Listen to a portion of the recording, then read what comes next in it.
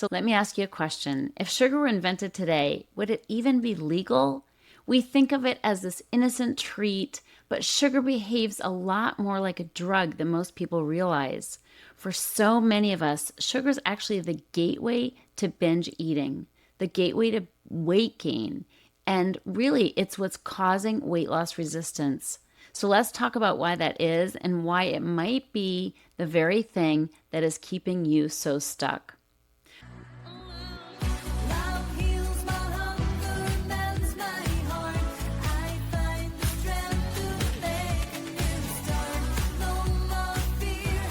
Welcome, everybody, to Confessions of a Binge Eater, formerly the Heal Your Hunger Show. Great to have you here. It is a great day to be alive. And I've got a message for you that comes straight out of my own history of binge eating. Because guess what? I binged on sugar. I binged on carbs. Sometime I'm going to do a show on everything I binged on, but suffices to say, you can get it in the supermarket or at 7-Eleven, and it's either crunchy or salty or super sweet or creamy. And there's usually chocolate involved as well. So if you are somebody who tends to binge on sugar or go overboard on sugar, I really want to talk about this because sugar is no question a gateway drug. First, let's look at how sugar affects the brain. Sugar lights up the same dopamine pathways as addictive drugs. It literally hijacks our brain chemistry. The more you eat, the more you want, and you never feel satisfied. This was certainly my experience. And when you try to stop, you might notice withdrawal symptoms like headaches, mood swings, or fatigue. These are classic signs of addiction. That's why sugar is so hard to quit. It's not just about willpower, it's chemistry. And this is something I did not understand for years. And I kept sabotaging my weight loss success because I didn't know how addictive sugar actually was. And it's the very thing that took me out time and time again when I was on a roll, doing great, feeling great. And before you know it, I was falling down the rabbit hole of sugar binging. So for emotional eaters, sugar is often the doorway to losing control. One bite turns into a whole bag, or one cookie turns into a binge. And the reason for this is that sugar lowers your inhibitions and it sets off that all or nothing thinking. And it's not just physical, it's so emotional too. Sugar is comfort and relief and entertainment.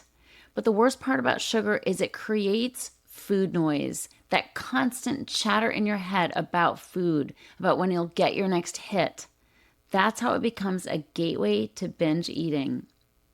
Now let's talk about weight, because many people who are sugar bingers have weight to lose. I certainly did. Sugar drives a roller coaster of blood sugar spikes and crashes. That means you're hungry more often and craving more food. And when insulin is constantly elevated from sugar intake, your body is in fat storage mode. It's almost impossible to burn fat.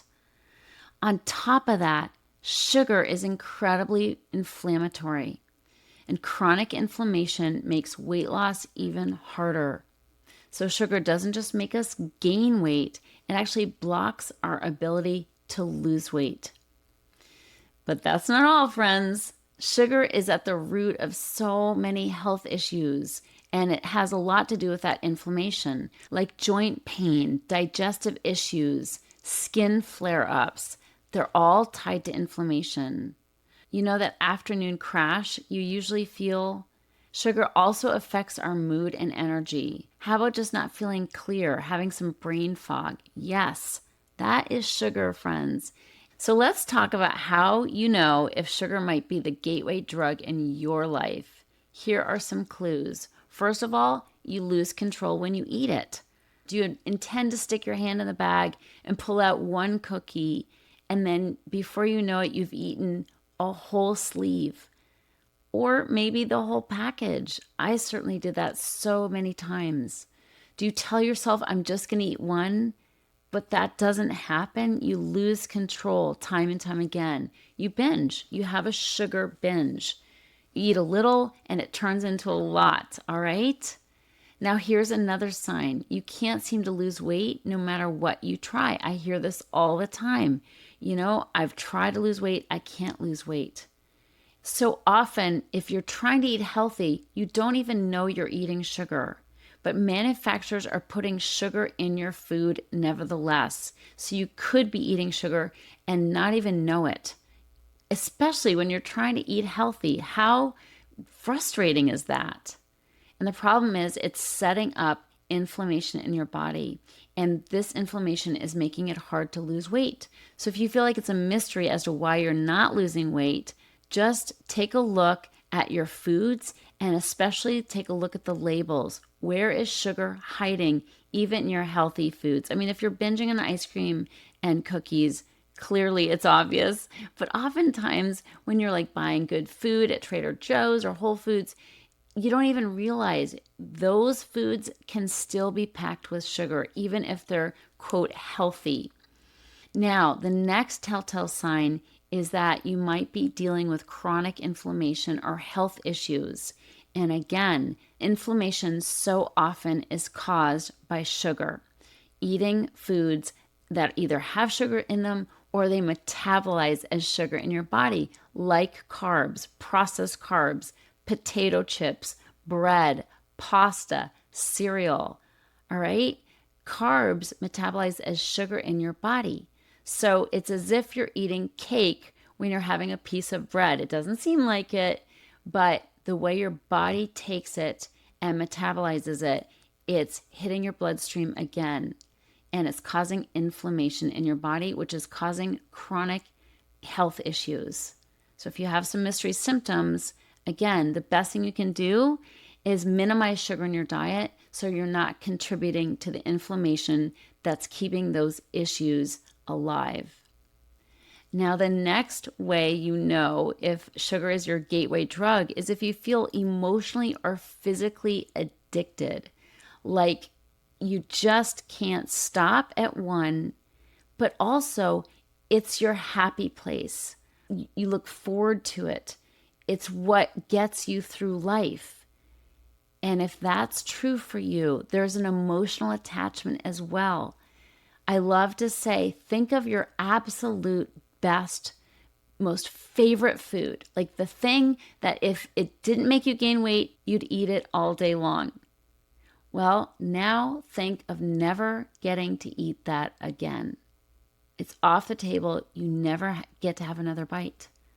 What's going on inside of you? How do you feel? If you feel panicked, like almost a cold sweat, like don't take that away from me or I can't live without that, guess what? That is an emotional dependence, which is an understatement, of course. So the last telltale sign is that you can't imagine life without it. You absolutely must have it. It doesn't just get you by. It's the thing you most look forward to. It's the thing that makes you happy. It's the thing that makes life worth living. Think about that. For many people, that is true for sugar. We don't think of it in those terms. We think, oh, I just like chocolate. But if you really strip away all these, oh, it's so fun, or I eat it when I'm out with friends, or it's in such a pretty wrapper. When you have a panic, when you think about not having a certain food, it goes way beyond dependence. It has become your purpose for living. Intense, intense addiction.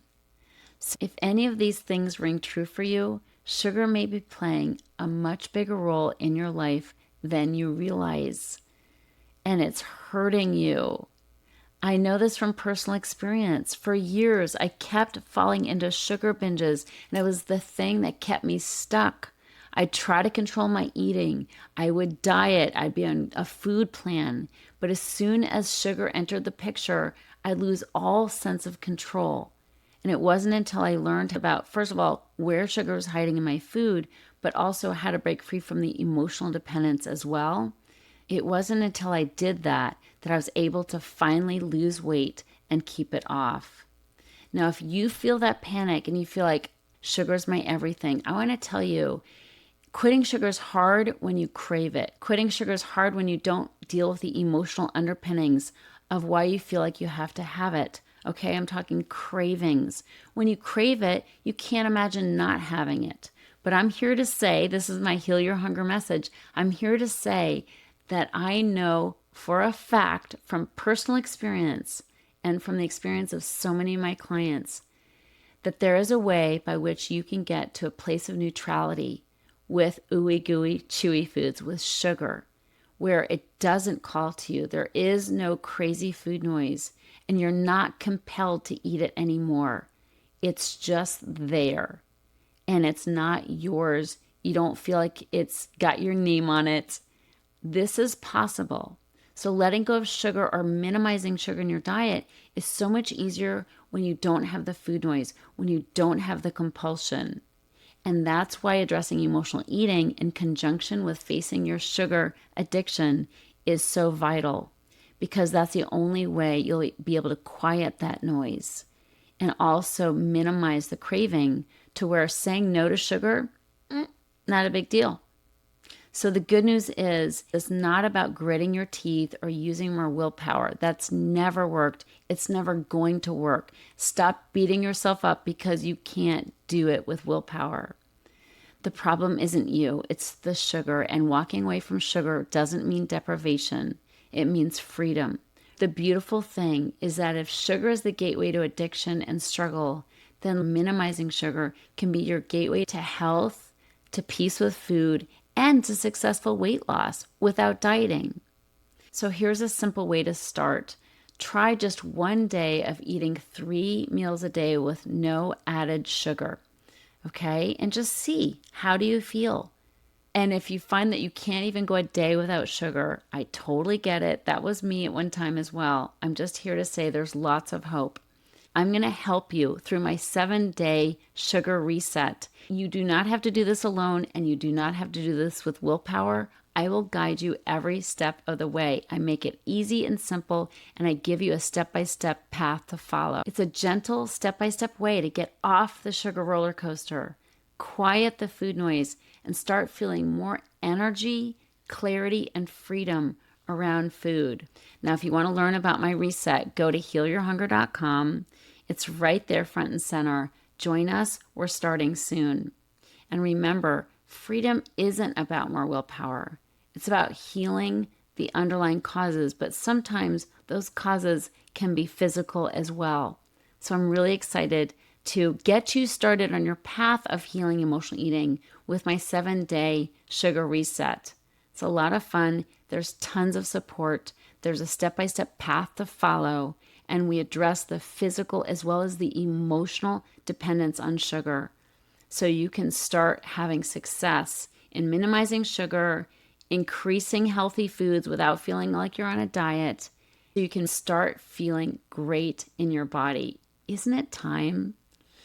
Check out the reset at healyourhunger.com and then join us. It's very affordable to be a part of this, and I want you to be there.